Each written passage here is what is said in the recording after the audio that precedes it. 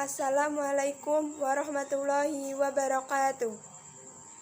Perkenalkan, nama saya Novika Dunur Fadilah, NIM 193111125 dari kelas PAI 5D. Di sini saya akan menjelaskan mengenai historisitas fikih. Historisitas fikih. Al-Quran dan hadis Islam menempati posisi sentral dalam kajian yang merupakan sumber peradaban. Hal ini merupakan respon atas sosiokultural yang muncul pada kurun waktu tertentu. Di Indonesia, Islam ditampilkan oleh para penganutnya dengan berbagai corak.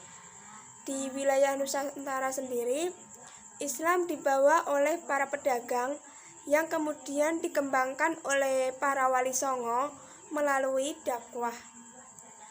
Di samping itu, Islam juga dikembangkan oleh para dai dengan latar belakang pendidikannya masing-masing. Organisasi sebagai representasi organisasi Islam di Indonesia itu ada beberapa.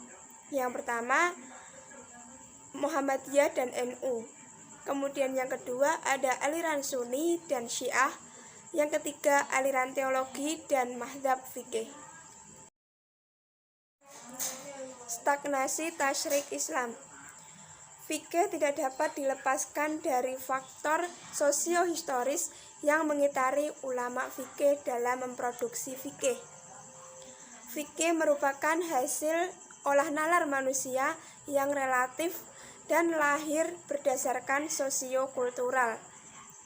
Oleh karena itu, fikih di suatu tempat belum tentu cocok di tempat lain, walaupun dalam waktu bersamaan. Oleh masyarakat, bahkan di suatu kondisi masyarakat yang berbeda pula, fikih bisa ditolak oleh para masyarakat yang tinggal yang sama disebabkan perubahan situasi dan juga kondisi. Oleh karena itu, kaidah fikih dapat dikatakan elastisitas dan juga fleksibilitas. Ada beberapa faktor yang mempengaruhi kelahiran fikih. Yang pertama, faktor tempat. Yang kedua, faktor situasi dan juga kondisi. Yang ketiga, faktor zaman. Fenomena fikih generasi awal. Sejak meninggalnya Nabi Muhammad, terputus pula wahyu. Sementara masalah terus berdatangan dan terus bermunculan, melingkupi kehidupan para sahabat. Oleh karena itu, pada saat wafatnya Nabi Muhammad, para sahabat seringkali melakukan ijtihad karena tantangan hidup dan kondisi sosio-historis yang berbeda. Kemudian pada zaman sahabat, zaman segera setelah berakhirnya masa tasyrik, sekaligus embrio ilmu yang pertama, menjadikan Al-Quran, hadis, dan juga ijtihad sebagai pegangan untuk kehidupan di masa saat itu. Kemudian di era tabi'in, adanya gerakan ijtihad dinamis. Banyak persoalan yang muncul yang menimbulkan para tabi'in ini terus berijtihad untuk memecahkan suatu masalah. Kemudian fenomena fikih di masa pembentukan mazhab. Sebagian ulama, khususnya para ahli sejarah, pembentukan hukum Islam yang memandang bahwa mazhab-mazhab yang dibangun oleh para imam mazhab lahir dalam kisaran yang berpengaruh terhadap politik penguasa. Nah, di sini ada 4 mazhab yang lahir pada fenomena ini. Yang pertama, mazhab yang dibawa oleh Abu Hanifah. Nama lengkapnya Nu'man Ibnu Sabit Ibnu Zauti. Beliau dilahirkan pada tahun 80 Hijriah.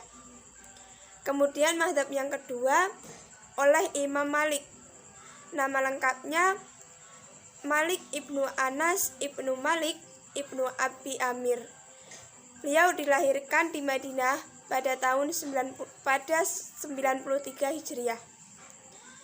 Mazhab yang ketiga yaitu mazhab Al-Imam Asy-Syafi'i. Nama lengkapnya Abdullah ibnu Muhammad ibnu Idris ibnu Abbas ibnu Utsman ibnu Syafi'i Al-Muttalibi.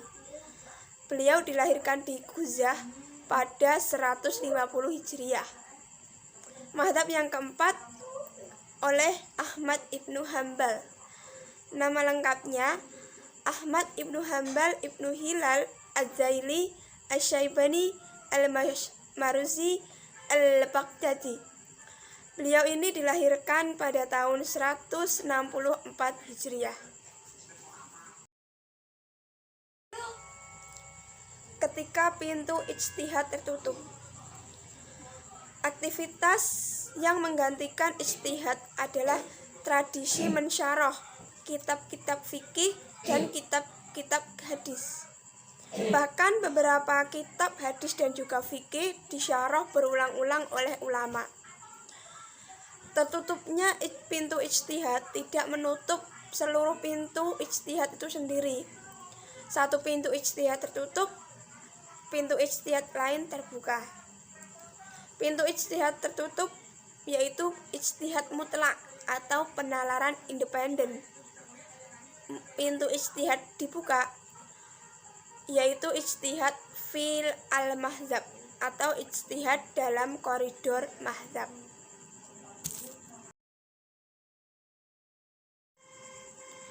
Mengembangkan ijtihad independen atau mutlak. Perkembangan ilmu pengetahuan dan teknologi disertai dengan dampak globalisasi telah membawa atmosfer perubahan yang serba cepat dan beragam. Problem masyarakat demikian berkembang jauh berbeda ketika fikih menjadi produk ijtihad baru di masa lalu. Penghargaan kita terhadap karya-karya ulama di masa lalu tidak selalu harus tunduk kepada hasil olah nalar mereka, tetapi melanjutkan ijtihad mereka sesuai tantangan zaman. Setelah berakhirnya periode ijtihad dan perkembangan hukum Islam, datanglah periode taklid yang terjadi penutupan ijtihad. Islam di Indonesia, Islam yang majmuk. Umat Islam di Indonesia merupakan umat Islam yang unik dan juga heterogen. Dipandang dari agama, kepercayaan, suku, ras, etnik, adat istiadat, dan juga budaya. Sehingga dibutuhkan penanganan khusus. Keadaan ini sungguh merupakan fenomena unik. Potensi konflik atas nama agama juga merupakan masalah serius yang harus dipertimbangkan dalam pengambilan kebijakan. Bahkan secara internal, umat Islam mempunyai beberapa ormas, mazhab, dan juga organisasi, sehingga dibutuhkan kearifan berkomunikasi dalam pengambilan kebijakan. Kegelisahan intelektual merupakan respon atas perlakuan umat lebih mensakralkan kebenaran fikih menurut mazhab yang dianutnya dibandingkan animo untuk menggali sumber primernya, yaitu Al-Quran dan juga hadis. Kearifan menyikapi perbedaan. Pada tataran realitas, keragaman menimbulkan konflik masalah di tengah-tengah masyarakat. Seringkali keragaman atau perbedaan menimbulkan permusuhan dan pertentangan. Hal ini tentu terjadi jika keragaman dimaknai sebagai suatu hal yang negatif. Selain perkembangan sosial dengan segala kompleksitas masalahnya, masyarakat Indonesia juga merupakan masyarakat yang multimazhab, baik secara teologis maupun dalam fikih. Jika perbedaan bisa disikapi bijak, maka akan timbul sebuah kerahmatan.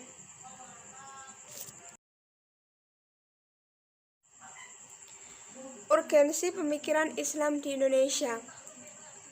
Pertanyaannya, siapakah sesungguhnya yang paling bertanggung jawab dalam hal ini? Nah, ulama dan juga cendekiawan Muslim, khususnya perguruan tinggi dan sarjana Muslim, harus berupaya mengungkapkan berbagai bentuk warisan intelektual dari ulama dalam persoalan fikih terhadap generasi belakangan ini. Hal ini tidak semata-mata karena kuatnya doktrin fikih di masa lalu, melainkan juga karena kreasi intelektual yang kritis kurang terbangun di belakangan ini, akibat berbagai keterlenaan. Kuatnya umat Islam bermadzhab kepada produk fikih atau mazhab qali, sehingga mengakibatkan melemahnya bermadzhab secara metodologis atau mazhab munhaji melalui pengkajian dan pengembangan usul fikih dan juga kaidah-kaidah fikih.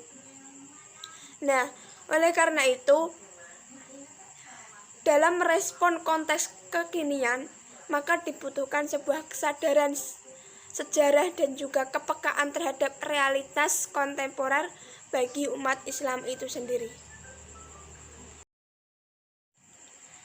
Sekian penjelasan dari saya mengenai historisitas fikih. Kurang lebihnya saya mohon maaf. Billahi taufiq wal hidayah. Wassalamualaikum warahmatullahi wabarakatuh.